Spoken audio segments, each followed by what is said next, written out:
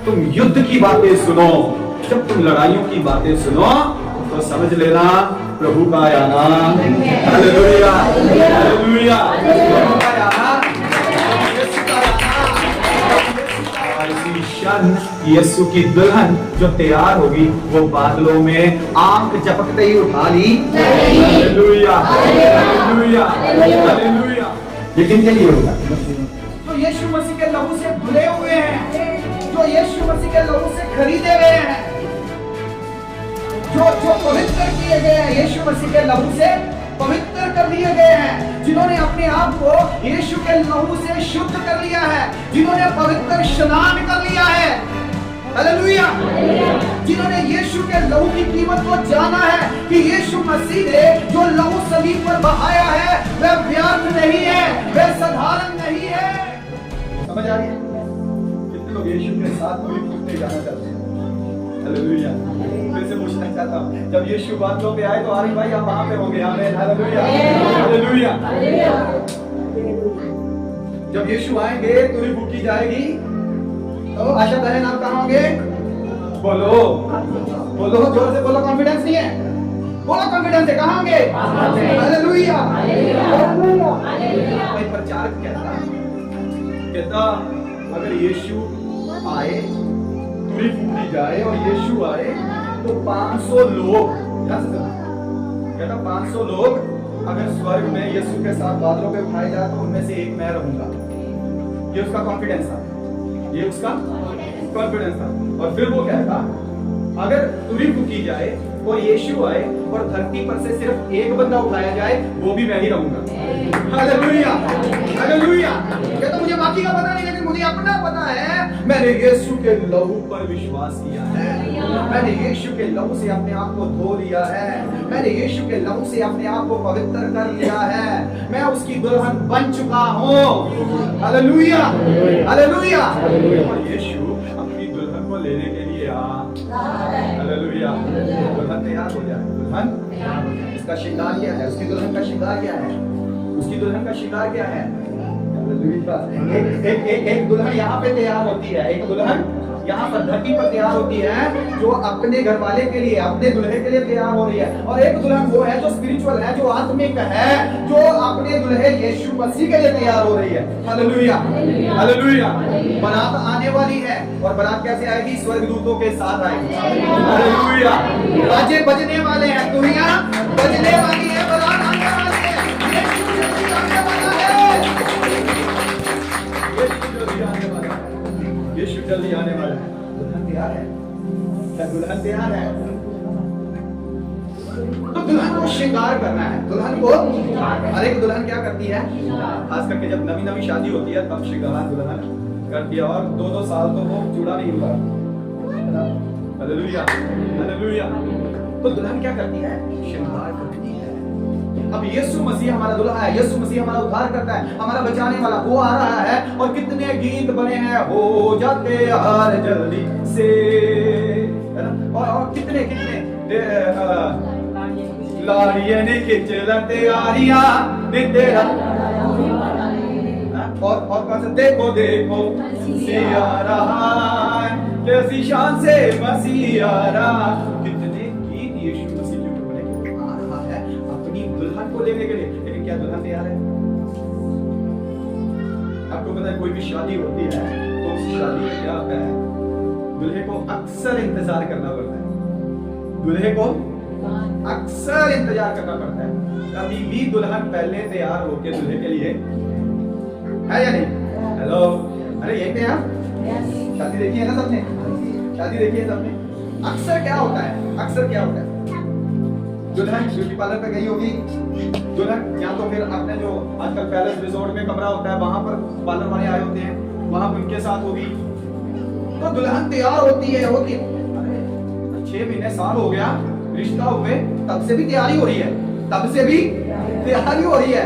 और अब जब शादी का दिन आ गया, शादी के दिन से 2-4 दिन पहले भी कुछ होता है ना, वो लगाते हैं कुछ हाँ, हल्दी बुल्दी लगाते हैं, और कई कुछ दूध दाल से लगाते हैं, तेल तूल लगाते हैं, कई कुछ करते हैं ना। हमारे पंजाब में, भारत में कल्चर बहुत रिच कल्चर है, तो बहुत कुछ करते हैं। दुल्हे से मिलना है भाई, दुल्हे से हेलो, तो दुल्हन क्या कर रही है? तैयार कर रही है अपने आप को, सब कुछ तैयार हो रहा है, लेकिन फिर भी जिस दिन दुल्हे ने आना है, बारात ने आना है, उस दिन फिर भी डिले रहती है। तो दुल्हन क्या करती है? अक्सर डिले करती है। दुल्हन क्या करती है?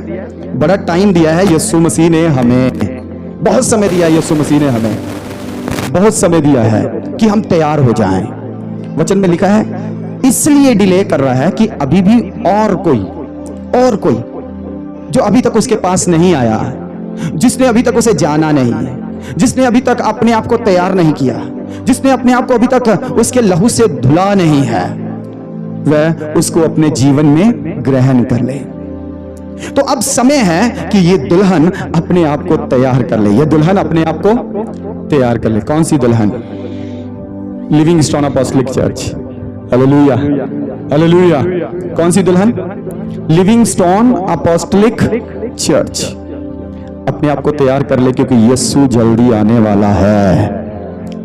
आप कहीं उलझे ना रहना कि हमें इस भवन को खचाखच भरना है, कहीं उलझे ना रहना हमें ऊपर शेड डालनी है, कहीं उलझे ना रहना कि हमें बड़ी और चौड़े स्थान में जाना है, कहीं उलझे ना रहना कि हम 10,000 की कैपेसिटी वाला एक बड़ा ऑडिटोरियम बना रहे हैं। हेलो, कहीं उलझे ना रहना कि हम यहाँ पर बाइबल स्कूल खड़ा कर रहे हैं, कहीं उलझे ना रहना कि हम यहाँ पर विडो हाउस और चिल्ड्रन हाउस बना रहे हैं, क्योंकि यीशु जल्दी आ। ये सब आप सेवा करते रहो, लेकिन उसके साथ साथ अपने आप को भी तैयार। हेलो, पीछे वाले क्या करते रहो? क्या करते रहो? अपने आप को तैयार करते रहो।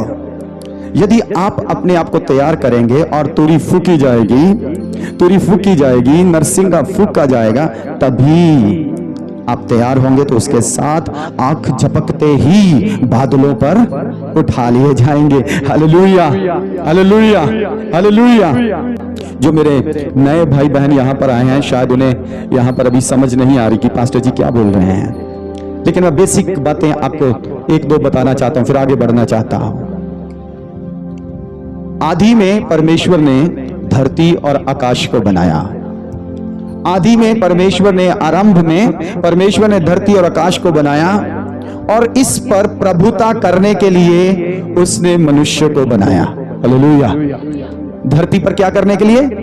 राज्य करने के लिए, प्रभुता करने के लिए उसने मनुष्य को बनाया, आदम और हवा को बनाया, और कहा फूलो फलो और धरती को भर दो और इसे अपने वश में कर लो, इस पर तुम्हारी प्रभुता होगी। Hallelujah, hallelujah. समझ आई?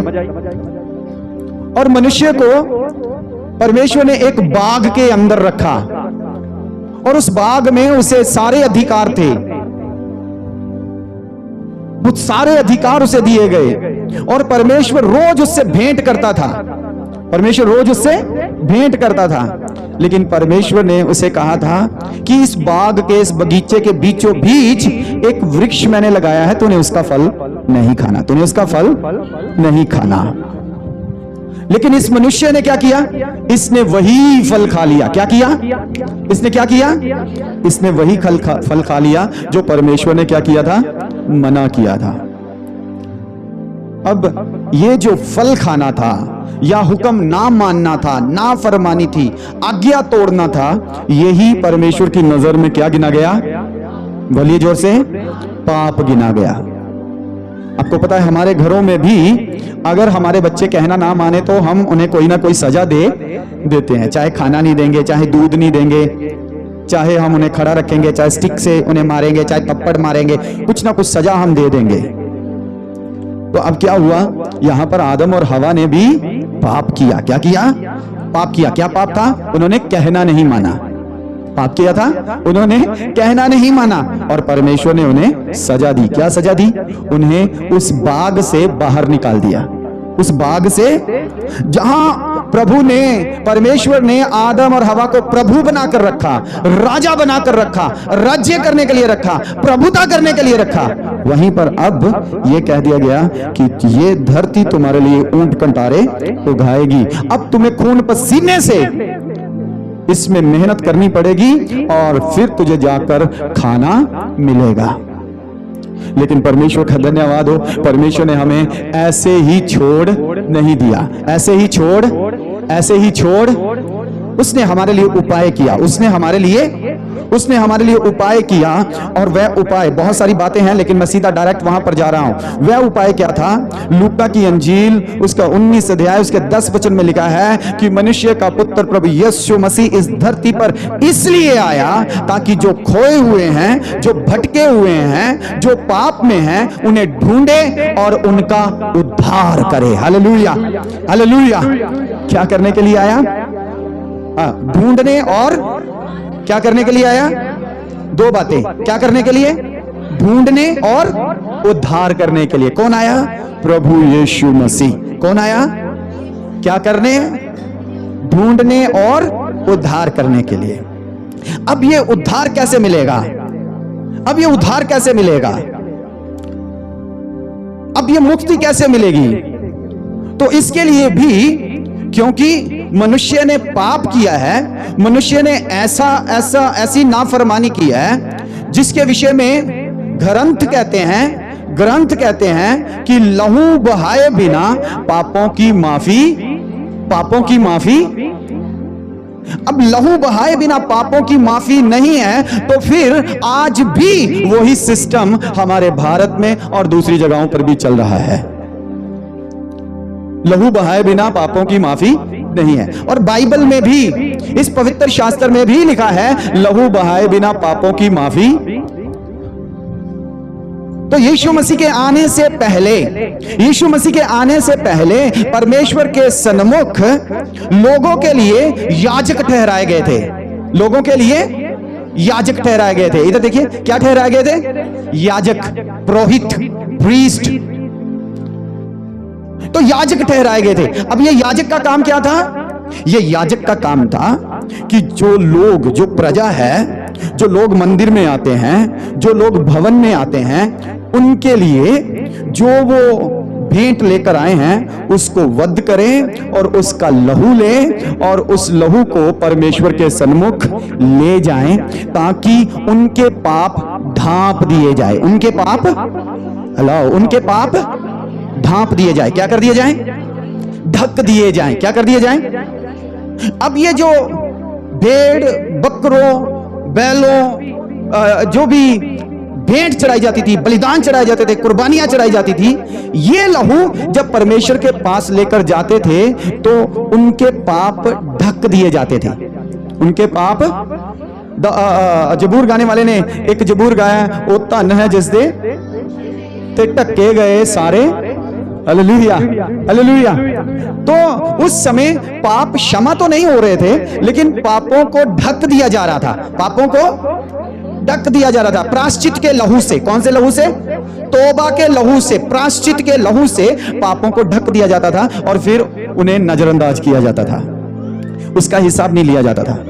लेकिन ये क्या था? ये इसकी त्रुटि क्या थी? इसकी कमी क्या थी? ये बार बार करना पड़ता था। कब कब करना पड़ता था? ये बार बार, हर बार आप गलती गुनाह करते हैं, कोई पाप करते हैं, तो आपको एक बकरा, एक मेमना, एक लेला लेना पड़ेगा और वो मंदिर में लेकर जाना पड़ेगा। वहां पर जो पुरोहित, जो याजक, जो महायाजक होगा उसे देना पड़ेगा। वो उसे वध करेगा, उसका लहू लेगा, मंदिर में जाके छिड़काएगा, लोगों पर छिड़काएगा। तो इस रीति से हर साल उन्हें वो करना पड़ता था। हर साल करना पड़ता था। आज भी ऐसा है। बहुत सारे लोग हर साल कोई ना कोई बलि चढ़ाते हैं अपने अपने पापों की क्षमा के लिए, या उन्हें ढांप लेने के लिए, तौबा के लिए। लेकिन ये हर साल करना पड़ रहा है। खुदा का धन्यवाद हो, खुदा ने कहा ये कैसे चलेगा? ये कैसे? ये हर साल लोग मेरे पास बलियां लेकर आते हैं, यहां पर आकर खून बहाते हैं, इतना खून यहां पर बहता है। खुदा कहता मैं थक चुका हूं इस खून से। मैं इस खून से थक चुका हूं, मैं इन बलियों से थक चुका हूं, मैं इन कुर्बानियों से थक चुका हूं। अब मुझे बैल और बकरों की बलियां प्रसन्न नहीं करती, मैं इसके लहू से थक चुका हूं।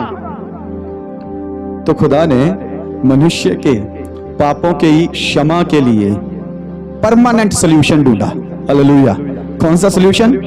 परमानेंट। बोलिए परमानेंट, बोलिए परमानेंट, बोलिए स्थिर रहने वाला, स्थिर रहने वाला। उसने एक परमानेंट सॉल्यूशन ढूंढा, और वो सॉल्यूशन क्या था? वो सॉल्यूशन है प्रभु यीशु मसीह। Hallelujah, hallelujah. वो हल क्या है? वो समस्या का, वो पाप का, वो पाप की क्षमा क्या है? वो यीशु मसीह है। लेकिन अब पाप की क्षमा के लिए डिमांड क्या है? लहू की। किसकी डिमांड है? जोर से बोलिए, लहू की। जोर से बोलिए, लहू की। अब लहू तो खुदा कहता मुझे नहीं चाहिए, इस लहू से मैं थक चुका हूं। लेकिन लहू बहाए बिना पापों की क्षमा? इब्रानियों की पत्री जब 5, 6, 7, 8 अध्याय पढ़ते हैं तो वहां पर ये जो याजक थे उन्हें कहा गया है कि हर एक याजक परमेश्वर की ओर से चुना गया। हर एक याजक परमेश्वर की ओर से चुना गया, ताकि पहले वो अपने लिए बलिदान चढ़ाए। किसके लिए? पहले वो अपने लिए बलिदान चढ़ाए और फिर लोगों के लिए बलिदान चढ़ाए। पहले वो अपने लिए एक बकरा जवा करे, उसके बाद लोगों के लिए।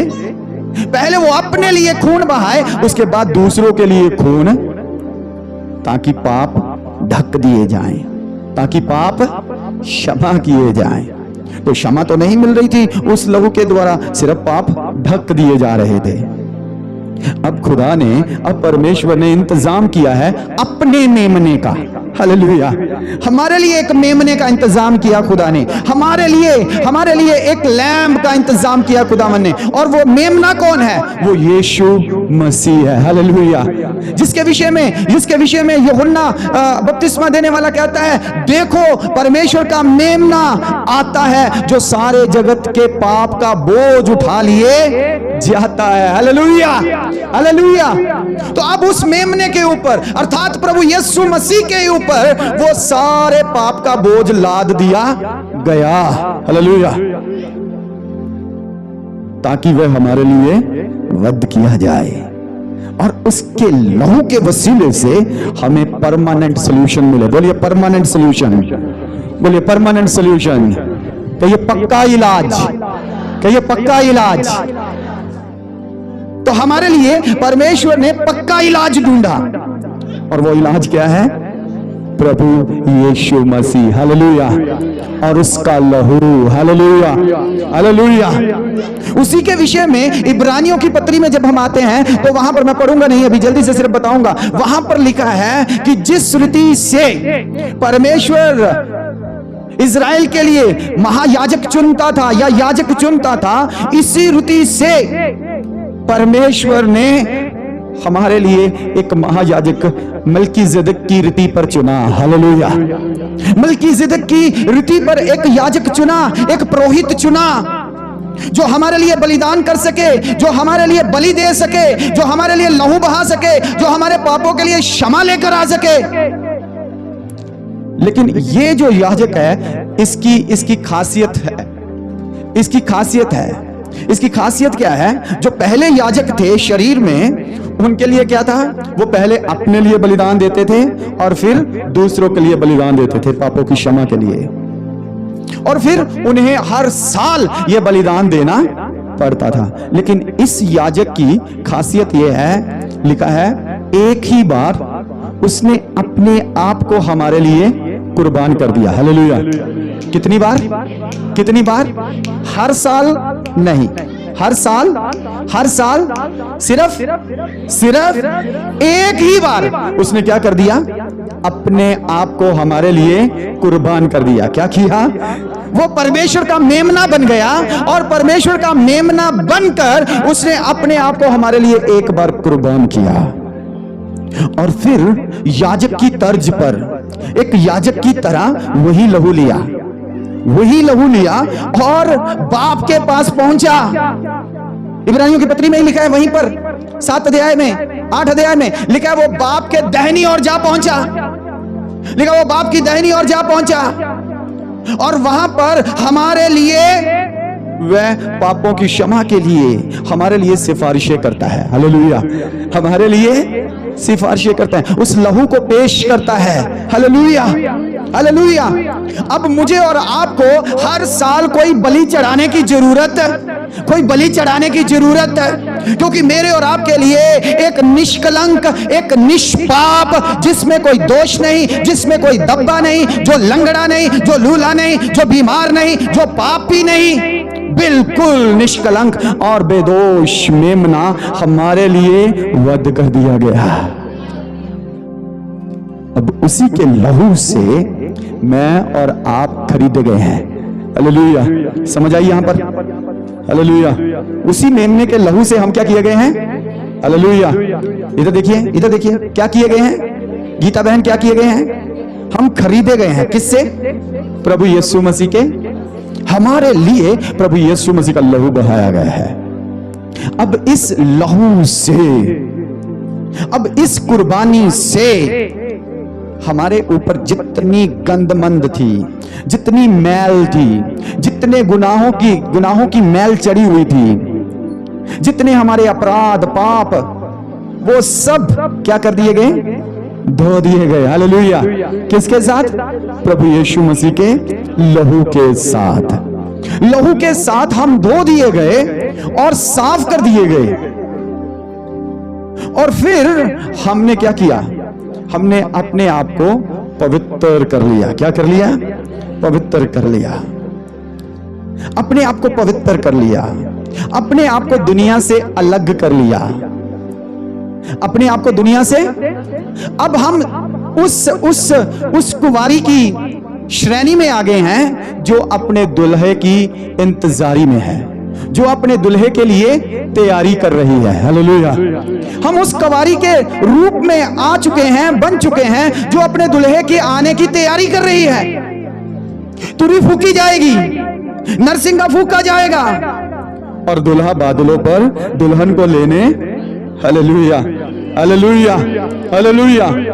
अब जो लोग यीशु के लहू से धुले होंगे, जो लोग यीशु मसीह की कुर्बानी पर विश्वास करते होंगे, जो लोग यीशु मसीह पर ईमान लाए होंगे, जो लोग विश्वास करते होंगे कि यीशु मसीह परमेश्वर का मेमना है, परमेश्वर का पुत्र है, जो हमारे लिए वध किया गया है, मारा गया, गाड़ा गया, तीसरे दिन मुर्दों में से पाप पर फतह पाकर, शैतान पर फतह पाकर, मौत पर फतह पाकर जी उठा है। Hallelujah, hallelujah.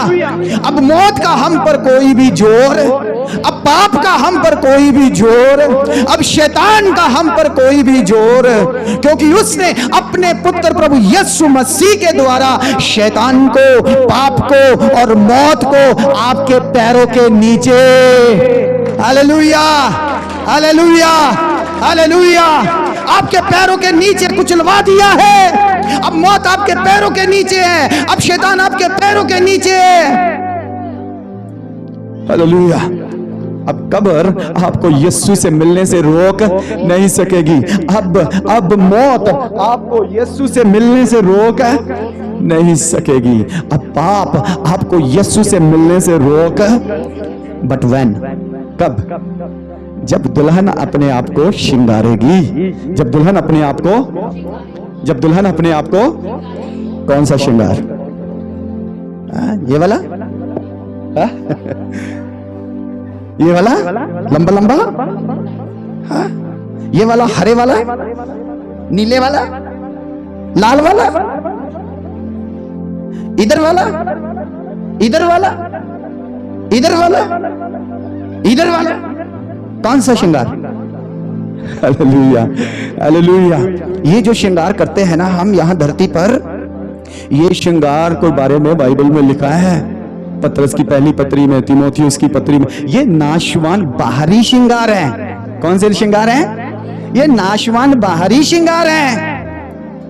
तो कलाम में लिखा है, तुम अपने आप को मन की शुद्धता से श्रृंगार लो। हालेलुया। किससे श्रृंगार लो? मन की शुद्धता से, मन की पवित्रताई से श्रृंगार लो। आज की दुल्हन सारा जोर बाहर लगा रही है। चर्च में जाना है तब भी पूरा श्रृंगार चाहिए। स्टेज पे जाना है गाने के लिए, तब भी ब्यूटी पार्लर से पहले जाकर श्रृंगार करा के आएंगे, फिर ही स्टेज पर चढ़ेंगे।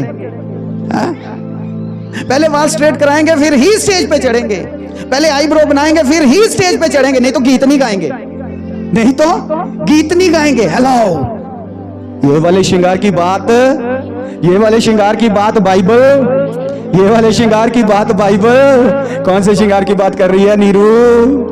हालेलुया, नीरू का नाम मेरी जुबान पे चढ़ा हुआ है। हालेलुया, एक सीमा का, लेकिन सीमा आई नहीं। हालेलुया, मन को शुद्ध करना है, मन को पवित्र करना है, अपने अंदर शुद्ध स्वभाव, पवित्र स्वभाव, निस्वार्थ स्वभाव, जिसमें डा नहीं, जिसमें ईर्खा नहीं, जिसमें लड़ाई झगड़ा नहीं, जिसमें वैर विरोध नहीं, जिसमें जेलसी नहीं, वह अंदर अपने आप को तैयार करना है। वहां तो लिखा है तुझे लज्जा का श्रृंगार करना है। कौन सा? शर्म का श्रृंगार करना है। किसका? किसका? किसका? दुल्हन शर्माती है ना? हाँ, शर्माती है ना? अब तो नहीं है, पहले होता था। पहले होता था, दुल्हन क्या करती थी? चुन्नी लंबा घूंघट निकालती थी, है ना? शर्माती थी ना, और कोई मुंह देख नहीं सकता था। और अगर किसी ने थोड़ा सा हाथ भी लगा लिया तो हालेलुया, शर्माती थी। आज की दुल्हन नहीं शर्माती ना, आज की दुल्हन तो ऐसे ऐसे, ये चुन्नी है और ये चुन्नी है और ऐसे डालती है।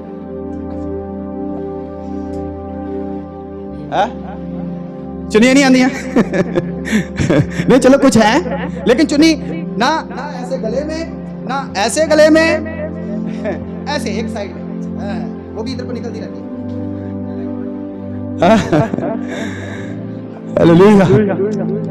कौन सा श्रृंगार? लज्जा का, शर्म का। कौन सी शर्म? मन की शर्म, अंदर से, बाहर से भी नहीं। दिखावटी शर्म नहीं चाहिए, दिखावटी शर्म नहीं चाहिए कि आप गुण निकाल लो यहां तक, वो भी नहीं चाहिए। अंदर से वो शर्म। हमारा जो श्रृंगार है वो अंदर से हो, हमारा श्रृंगार अंदर से होगा, बाहर से नहीं होगा। दिखावटी तरह तरह के कपड़े, बाल गूंदने, ये सोना चांदी, ये सब, ये हमारा श्रृंगार नहीं होगा। हमारा श्रृंगार सारा की तरह अंदर से शुद्ध विवेक, पवित्र मन, शुद्ध विवेक, पवित्र मन, यीशु के लहू से अपने दिल को धोना, यीशु के लहू से अपने मन को शुद्ध करना, पवित्र करना। हालेलुया। ये वाला श्रृंगार किसका है? यीशु की। बोलिए,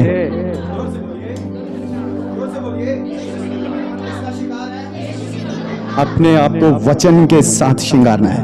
किसके साथ? ये वचन के साथ है। किसके साथ? और बाइबल के विषय में लिखा है ये क्या है? आईना है। क्या है ये? क्या है? इसके सामने खड़े होना है, इसके सामने खड़े होना है। ऐसे देख सकते हैं सभी भाई, आप जरा बैठ जाओ। ऐसे ये आईना रख लिया, रखते हैं ना श्रृंगार के लिए, श्रृंगार के लिए रखते हैं ना आईना। ये वचन अपने सामने रख लिया, फिर अपने आप को इसमें देखना है, फिर अपने आप को इसमें देखना है, और ये वचन आपको दिखाएगा, ये वचन आपको दिखाएगा आपके ऊपर कितनी धूल मिट्टी संसार की चढ़ गई है। आपके दिल कैसे दुनियादारी से चिकने चुपड़े हो गए हैं, ये वचन आपको दिखाएगा। यदि आप दुनिया के श्रृंगार में उलझ के रह गए, दुनिया के वस्त्रों में उलझ कर रह गए, दुनिया की बातों में उलझ कर रह गए, मेरे प्रियजनों, यीशु आएगा, तुरी फूकी जाएगी, आप उसके साथ नहीं जाएंगे, आप उसके साथ नहीं जाएंगे। यदि रोज आप यीशु के वचन को पढ़ते हैं, यदि रोज आप यीशु के वचन के साथ अपने ऊपर ये धूल मिट्टी झाड़ते हैं, ये झाड़ते हैं, उतारते हैं, इस वचन के साथ स्नान करते हैं, इस वचन के साथ अपने आप को धोते हैं। हालेलुया। लिखा नहीं है? वचन में लिखा है, वचन में लिखा है। वो कहता, तुम तो उस वचन से जो मैंने तुमसे कहे, हे शिमोन, धुल चुके हो। हे पतरस, तुम वचन से धुल चुके हो। ये वचन हमें धोता है, ये वचन हमें साफ करता है, ये वचन हमें पवित्र करता है। ये वचन हमें हमारे दुल्हे के लिए, इसीलिए तो शैतान इसे आपसे दूर रखता है, इसीलिए तो शैतान इसको आपसे कहता वचन ना पढ़ा कर, वचन दुआ कर ले, कोई बात नहीं। क्या कर ले? दुआ कर ले, कोई बात नहीं। वचन ना पढ़ा कर, क्योंकि वचन क्या है? दोधारी, दोधारी, दोधारी। वचन क्या है? हथौड़ा। वचन क्या है? वचन क्या है? अरे ये तराशेगा आपको, ये तोड़ेगा आपको। वचन लाठी भी है, हालेलुया, सोटी भी है, हालेलुया। ये वचन आपको तोड़ेगा, तराशेगा, साफ करेगा, शुद्ध करेगा। जितने दाग धब्बे हैं ना, वो दिखाएगा आपको। दुनियादारी के सारे दाग धब्बे उतार दो, यीशु जल्दी आने वाला है, हालेलुया। यीशु जल्दी आने वाला है। दुनिया में फंस के ना रह जाना, दुनिया में फंस कर ना रह जाना, दुनिया के हार श्रृंगार में फंस के ना रह जाना। आत्मिक श्रृंगार के बारे में सोचो, यीशु की दुल्हन के श्रृंगार के बारे में सोचो। ये वचन आईना है, ये वचन हमें दिखाता है। जब आपको पता चल गया कि इतना कुछ आपके लगा हुआ है, तो आपको क्या करना है? आपके यीशु के लहू को पुकारना है, हालेलुया। किसको पुकारना है? यीशु के लहू को पुकारना है। यीशु के लहू को पुकार, यीशु के लहू को पुकारे, हालेलुया। यीशु के लहू को पुकारे, वही बचाता है।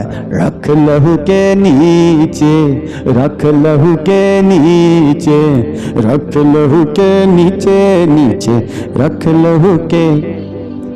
ये लहू के गीत गाया करो अपनी आराधना में। रोज एक लहू वाला गीत शामिल किया करो, इसके लहू से अपने आप को शुद्ध किया करो। तेरे लहू से मुझे धो ले तू प्रभु, पूरी तौर से अभी तेरे ही समान होने के लिए मेरे जीवन में काम कर तू प्रभु। अरे उसके लहू को पुकारा करो। आपको चाहिए होता है ना वो रिमूवर, यहां से उतारने के लिए चाहिए होता है ना रिमूवर, है ना। और फिर यहां भी कुछ लग जाए तो रिमूवर आता है ना, फिर यहां भी कुछ लग जाए तो रिमूवर आता है ना। हे यीशु का लहू रिमूवर है, हालेलुया। यीशु का लहू रिमूवर है। जो मेकअप आपके ऊपर दुनियादारी का चढ़ा है ना, उसे रिमूव करना है तो आपको यीशु के लहू की रोज जरूरत है, रोज जरूरत है। उस लहू को अपनी आराधना में शामिल करो, अपनी प्रार्थना में शामिल करो। वो लहू आपको शुद्ध करेगा, वो लहू आपको पवित्र करेगा, वो लहू आपको नया बनाएगा। आज हमारे बीच में ये पाक मेज रखी गई है, ये पाक मेज रखी गई है। इसमें जो दाखरस है, जो रोटी है, ये प्रभु यीशु मसीह के लहू और बदन का प्रतीक है। पिछली बार कब शामिल हुए थे इस रोटी में? कब खाया था इस रोटी में से? कब खाया था? कब पिया था इस प्याले में से? आप टेबल से उठ, आप टेबल के आगे से उठकर चले जाते हो। अरे यीशु ने अपना लहू दिया, कहा हे पापियो तुम भी पियो, हे धर्मियो तुम भी पियो, ये सब के लिए है बहा, ये सब के लिए बहा है। तो मैं सोचता था ये गीत गाने वाले ने क्या कहा है? हे पापियो तुम भी पियो, तो इसमें तो पापी कैसे शामिल होंगे? हम तो कहते हैं सिर्फ बपतिस्मा लिए हुए लोग इसमें शामिल होंगे। हम तो कहते हैं सिर्फ जो यीशु के चेले बन गए हैं वो इसमें शामिल होंगे, तो पापी कैसे शामिल होंगे? तो मुझे जवाब मिला, मुझे जवाब मिला। क्या जवाब? जो अपने आप को पापी मानता है उसके लिए भी ये लहू बहा है। जो अपने आप को बड़ा धर्मी मानता है उसके लिए भी ये लहू बहा है, हालेलुया। यीशु ने अपना लहू पापी और धर्मियों के लिए बहाया है। उस वक्त जब यीशु ने अपना लहू बहाया था, उस वक्त के जो फरीसी लोग थे, उस वक्त के जो सदूकी लोग थे, उस वक्त को जो लॉ को मनवाने वाले लोग थे, वो अपने आप को बड़े राइचियस मैन, अपने आप को बड़े धर्मी समझते थे। और खुदा का कलाम कहता है, हे धर्मी तुझे भी यीशु के लहू की जरूरत है, हे पापी और गुनाहगार तुझे भी यीशु के लहू की जरूरत है। तुम दोनों यीशु की टेबल के पास आओ, मन फिराओ, तौबा करो, अपने पापों से फिरो और इस लहू में से, इस प्याले में से पी लो, इस रोटी में से, इस बदन में से खा लो। तभी तुम्हारे लिए अनंत जीवन है, तभी तुम्हारे लिए सदीपक काल का जीवन है। तभी जब तुरी फूकी जाएगी और यीशु बादलों पर फरिश्तों के साथ आएगा, तुम उठा लिए जाओगे। हालेलुया। तभी जब तुम इस टेबल में से खाओगे और इस टेबल में से पियोगे, तभी तुम अंदर से शुद्ध कर दिए जाओगे, तुम अंदर से पाक बना दिए जाओगे। तुम्हारा स्वभाव बदल जाएगा, तुम्हारी सोचें बदल जाएगी, तुम्हारे ख्याल बदल जाएंगे। हालेलुया। तुम बदल जाओगे, तुम बदल जाओगे। बदल गया मेरा सारा जीवन, बदल गया मेरा सारा जीवन। चर्च में आज हम कितने लोग बैठे हैं, इस टेबल के सन्मुख बैठे हैं, जिनका जीवन बदला है, पर वो इस मेज में शामिल नहीं होते, इसमें से खाते नहीं, पीते नहीं। मैं पापी हूं, मैं पापी हूं। क्यों पापी हो? यीशु ने आपके लिए अपना लहू एक बार बहाया है, बार बार नहीं बहाएगा। आप उसकी संतान बनाए गए हो, आप उसके पालक बनाए गए हो, आप उसके चुने हुए बनाए गए हो। क्यों आप इस टेबल से भागते हो? इस टेबल से भागे नहीं, इस टेबल के पास आए, इस टेबल के करीब आए, इसमें से खाएं और इसमें से पिए। लिखा है जब हम इसमें से खाते और पीते हैं, यदि अनुचित ढंग से खाते और पीते हैं तो हमारे ऊपर सजा आती है। ध्यान से सुनिए, अनुचित ढंग से इसमें शामिल होते हैं तो हमारे ऊपर सजा आती है। लिखा कितने तुम में निताने हो गए, कमजोर हो गए, बीमार हो गए, लेकिन उचित ढंग से इसमें शामिल होते हैं तो हम स्वस्थ हो जाते हैं, हम तंदुरुस्त हो जाते हैं, हम यीशु के साथ ट्यून अप हो जाते हैं। इससे भागे नहीं, इसके पास आए, इसके पास आए। जिन्होंने तौबा की हुई है, बपतिस्मा लिया हुआ है, हर महीने जब यहां पर यह पाक मेज रखा जाता है, इसके पास आए, इसके सन्मुख आए, छोड़ दे सारे काम काज। ये प्रभु यीशु मसीह के लहू का प्रतीक है, ये उसके बदन का प्रतीक है, उसकी कुर्बानी का प्रतीक है, उसकी मौत का प्रतीक है। सब कुछ छोड़ के इसमें शिरकत करें, इसमें शामिल हो जाएं। Hallelujah, hallelujah. और जिन्होंने अभी भी अपने आप को शुद्ध नहीं किया, पवित्र नहीं किया, जिन्होंने अभी भी तौबा करके मन फिराकर बपतिस्मा नहीं लिया, उसकी कुर्बानी को नहीं पहचाना, जिन्होंने अभी अपना जीवन यीशु को नहीं दिया, जिन्होंने यीशु को अपने जीवन में अभी नहीं बुलाया, जिन्होंने उसकी सलीब पर जो मौत है उसे ग्रहण नहीं किया, उस पर विश्वास नहीं किया, आपके लिए ये एक सुनहरा मौका है, आपके लिए एक ये सुनहरा मौका है। कहिए प्रभु यीशु, आज मैंने जान लिया कि तू मेरे लिए एक मेमना बन के सलीब पर वध हुआ है, अब मुझे किसी और कुर्बानी की जरूरत नहीं। प्रभु यीशु, मैंने जान लिया है जो नाफरमानी मैंने की थी, जो अनाज्ञाकारिता मैंने की थी और मुझ पर पाप आया, मैं पाप का गुलाम हुआ, मैं श्राप के अधीन हो गया। तूने आज्ञाकारिता करके तू आज्ञाकारी बनकर सलीब पर चल गया और मौत का प्याला पी लिया और अपने आप को मेरे लिए कुर्बान किया। मैं विश्वास करता हूं तेरी आज्ञाकारिता के साथ मेरे सारे पाप, तेरी कुर्बानी के साथ, तेरे लहू के साथ मेरे सारे पाप मिटा दिए गए हैं। हालेलुया। अब ढांपे नहीं जाएंगे, अब डक्के नहीं जाएंगे, अब साफ कर दिए जाएंगे, मिटा दिए जाएंगे, क्योंकि आपके पास रिमूवर है जो प्रभु यीशु मसीह का लहू है। उस लहू को पुकारें, उस कुर्बानी को ग्रहण करें, तौबा करें, मन फिराएं, बपतिस्मा लें, पवित्र लोगों की मंडली में शामिल हो जाएं, लगातार बाइबल पढ़ें, शिक्षा पाएं, लगातार प्रार्थना में लगे रहें, पवित्र लोगों की संगति में आते रहें, लगातार रोटी तोड़ते रहें। प्रभु आपको आशीषित करें।